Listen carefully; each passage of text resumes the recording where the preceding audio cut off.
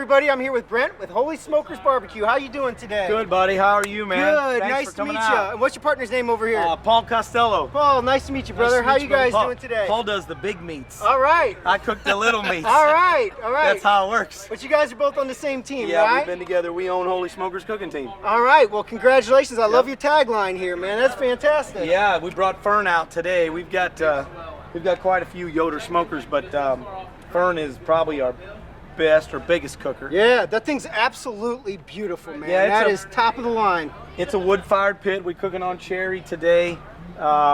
It's a traditional, offset smoker. We have reverse flow smokers, but this is an offset. It weighs about 7,500 pounds. Woo!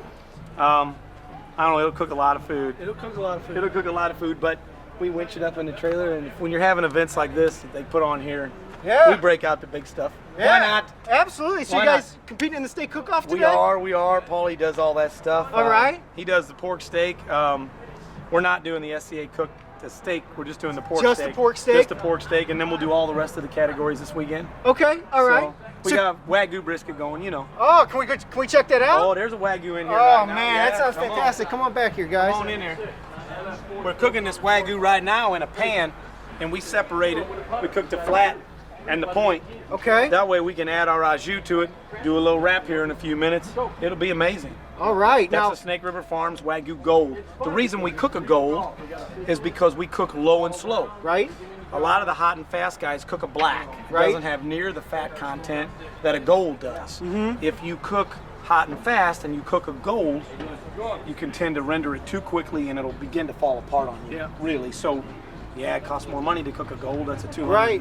$230 brisket. But Woo, man. you know what? If you're gonna be somebody and you're gonna roll out Fern, you might as well roll out something good to put in it. Absolutely, man. The heart wants what the heart wants, doesn't it? That's it, So competing in the pork steak competition, that's largely a regional cut of meat. Yep, it is. Not a lot of folks outside of the Midwest know about that. So can you give us some tips and tricks that you can share with our audience for cooking a great pork steak if they come across one? You want to tell them? I'm gonna tell them what you do. No, we just seasoned it up.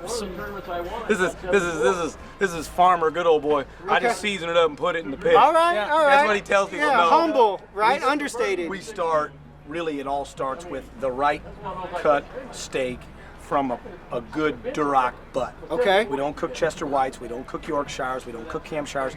We like a Duroc shoulder. Okay. And I personally like the end where the money muscle is without the bone, but it's required by SCA that we have a bone Bone in, right. So we go as far as we can in that, but to have the bone in there and still get quite a few tubes and quite a bit of fat.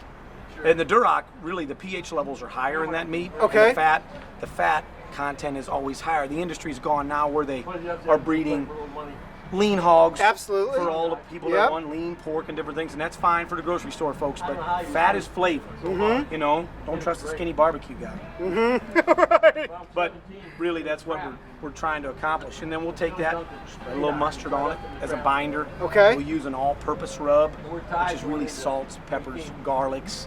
That'll go on first. Then we'll use some barbecue rubs after that. It'll go in there about 3 hours, two and a half Okay. hours. At that point, we'll bring it in, we'll wrap it up.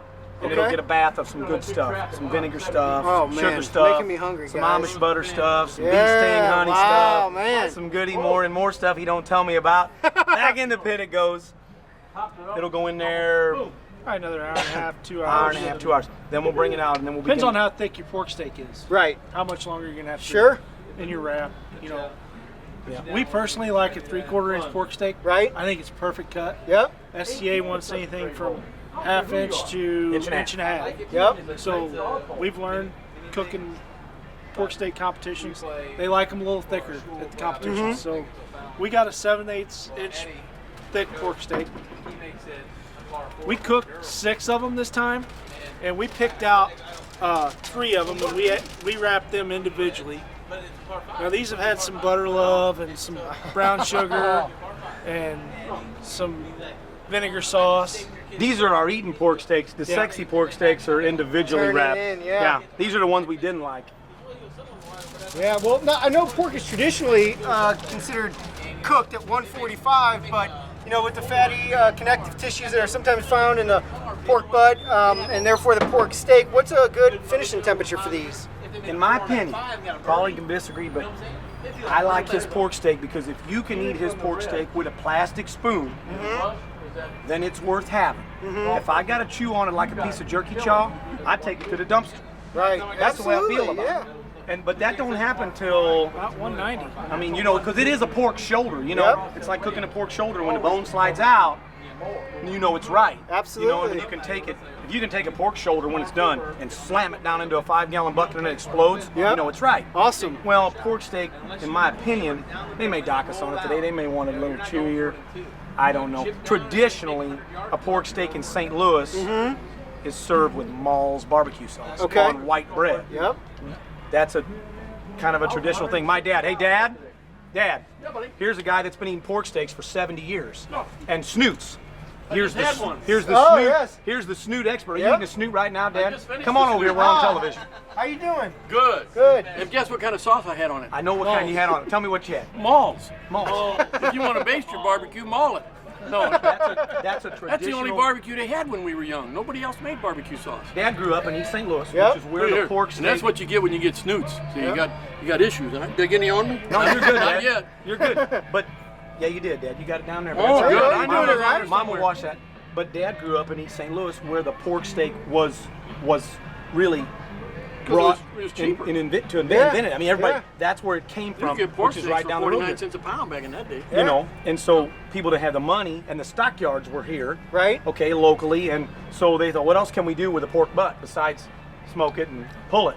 Well, they sliced it into steaks. It's a very regional thing, as you guys know. Yep. I went to Louisiana with him on a big trip cooking barbecue. We went there to Sam's. They said, hey, take that pork shoulder back there and slice it up. The guy looked at me funny. Do what? I said, slice it. Which way? I said, this way. Crossbar. Right. So it's a very regional kind of thing, and if they really wanted to judge it right, it would be judged with Mall's because that is a St. Louis sauce and the only sauce that was here in your day, Dad. It's basically ketchup with a little bit of bite to it. So you That's guys, what it is. you guys obviously know your barbecue, obviously know your meat. Just one question in closing: when you're cooking at home for yourself, what's your go-to cut? What's your go-to first thing you want to pull out?